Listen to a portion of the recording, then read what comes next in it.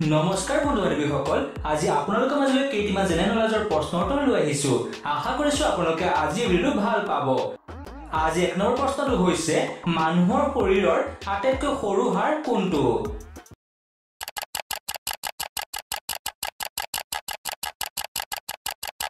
ইয়াৰ উত্তৰটো হৈছে ষ্টেপজ হাড়। ২ নম্বৰ প্ৰশ্নটো হৈছে প্ৰাচীন অলিম্পিকত অন্তৰ্ভুক্ত হোৱা প্ৰথম খেলখনৰ নাম কি?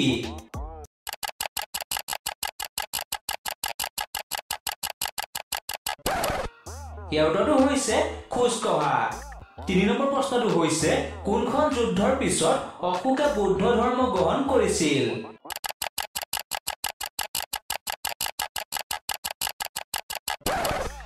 ইয়াৰ উত্তৰটো হৈছে কলিংগ যুদ্ধৰ পিছত।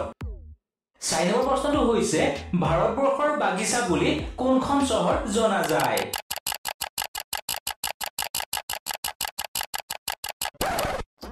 ইয়াৰ উত্তৰটো হৈছে বেংগালুৰু চহৰ।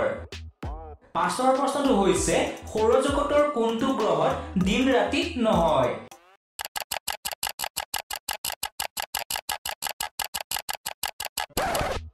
ইয়াৰ উত্তৰটো হৈছে বুধ আৰু শুক্ৰ গ্ৰহত।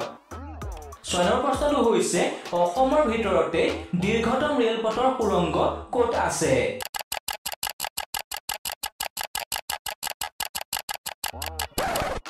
ইয়াৰ উত্তৰটো হৈছে মাহুৰত আছে। ৭ৰ প্ৰশ্নটো হৈছে কোনখন দেশত ৰাতি ১২ বজাত সূৰ্য ওলায়?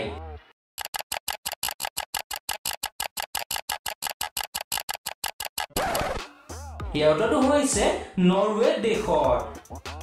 ৮ নম্বৰ প্ৰশ্নটো হৈছে বিশ্বৰ ভিতৰত সকলোতকৈ বেছি পচন্দ কৰা নম্বৰটো কি?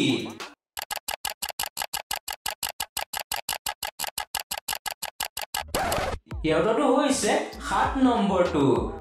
৯ নম্বৰ প্ৰশ্নটো হৈছে এনেকুৱা কি পাথৰ আছে যিটো পানীত নুডুবে? বন্ধু-বান্ধৱীসকল, আমাৰ চেনেলটো ছাবস্ক্ৰাইব আৰু ভিডিঅ'টো লাইক কৰি দিব। ধন্যবাদ।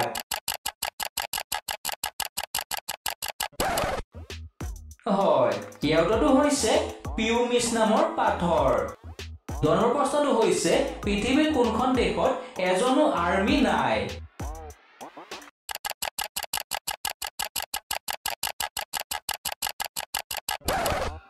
ইয়াৰ উত্তৰটো হৈছে আইচলেণ্ড দেশত। ১১ নম্বৰ প্ৰশ্নটো হৈছে ২০ বছৰলৈকে যিকোনো ঘটনা মনত ৰাখিব পৰা জীৱবিধৰ নাম কি জানেনে?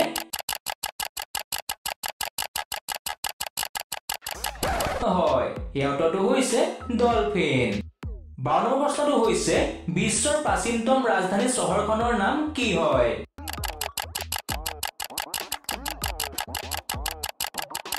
হয়, ইয়াৰ উত্তৰটো হৈছে ডামাস্কাছ। বন্ধু-বান্ধৱীসকল, আজি এই প্ৰশ্নকেইটাৰ কেইটা উত্তৰ পাৰিলে কমেণ্ট কৰি জনাই দিব।